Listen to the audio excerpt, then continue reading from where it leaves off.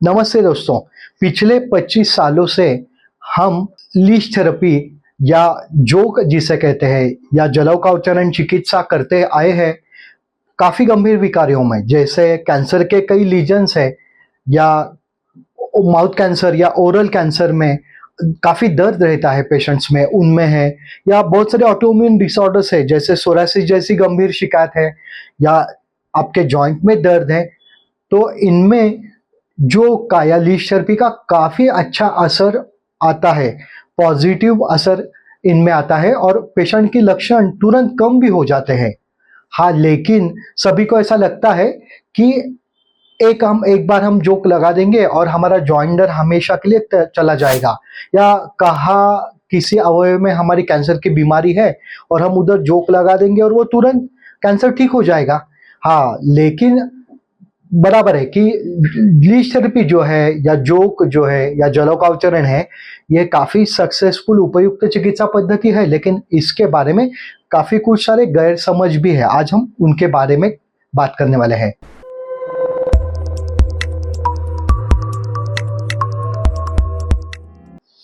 तो जलौकावचरण एक scientific treatment है, लीच थेरेपी एक साइंटिफिक ट्रीटमेंट है और वो आपको किसी अनुभवी मार्गदर्शक के सलाह से ही करनी है, क्योंकि लीच थेरेपी स्पेसिफिक कुछ अवस्था में ही हम उपयोग में लाते हैं। और अगर हमें लीच थेरेपी करनी है, जलौकावचरण करना है, तो उसके लिए आपकी खून की जो मात्रा है, हीमोग्लोबिन की मात्रा है, कम से कम 10 साढ़े 10 के ऊपर ही रहनी चाहिए। दूसरी बात है, प्लेटलेट का आपका जो काउंट होता है वो कम से कम 1 लाख के ऊपर ही अगर आपको लीच थेरेपी करवानी है तो उसके लिए ये काफी आवश्यक है। इसके साथ में ये भी बात ध्यान में रखें कि कोई भी आपकी बीमारी की अवस्था है, आपके डॉक्टर वो पूरी तरह उसकी स्टेज चेक करेंगे और उसके बाद में ये तय करेंगे कि कितनी बार आपको जलौका लगानी है या कितनी बार आपको लीच थेरेपी का सेटिंग करवाना है। तो अगर इस हिसाब से साइंटिफिक तरीके से अगर आप लीच थेरेपी अपनाते हैं तो ये बात पक्की है कि आपका कोई भी लक्षण हो, जैसे कैंसर के दर्द जैसा हो गंभीर लक्षण, या सोरासिस जैसा त्वचा विकार हो, या आपके जॉइंट में पेन हो, वो अच्छी तरीके से तुरंत जल्द से जल्द कम भी हो जाएगा और फिर से वापस नहीं आएगा। अगर आपका हीमोग्लोबिन काफी कम है, जैसे 6, 7, 8 है, और इस अवस्था में अगर आप लीच थेरेपी करवाएंगे तो इससे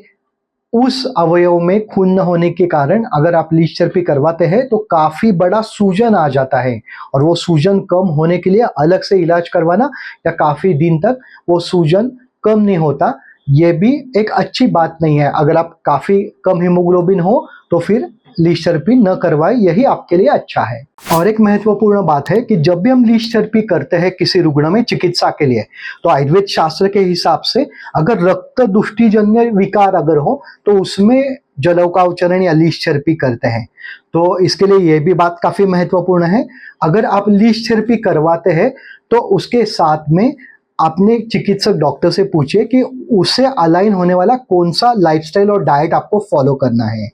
तो जैसे आप लीच थेरेपी करवाते हैं और कुछ भी दिन के समय में कुछ भी खा रहे हैं तो उसका असर उतना अच्छा आता नहीं है। इसलिए जब भी हम लीच थेरेपी करवाते हैं तो उसके साथ में पेशेंट का प्रिसाइज डाइट चार्ट रहता है कि जो फॉलो करना काफी अनिवार्य होता है। अगर वो दिनचर्या, वो आहार अगर आप पालन करते हैं और उसके साथ में अगर जो क्या लीच थेरेपी करते हैं तो उसका असर और बढ़ जाता है और फिर से वो बीमारी न होने के लिए भी इसका काफी सारा फायदा है। अगर लीच थेरेपी जैसी ट्रीटमेंट आप सही मार्गदर्शक के मार्गदर्शन से करेंगे तो हाँ, ये पक्का है कि ये जो लीच थेरेपी है आपके लक्षण को तुरंत कम करने में और उसके साथ में आपके बीमारी के अच्छे इलाज के लिए फायदेमंद रहेगी।